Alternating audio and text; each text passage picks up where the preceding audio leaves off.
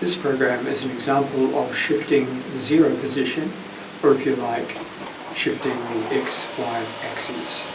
It consists of 2 subprograms, L1 for the tool load position and L10 to make a P-shaped recess. It first runs both subprograms. Then it does the origin shift and runs L10 one more time. After that, it shifts the origin back to the original point and runs the tool load program again. Then it stops.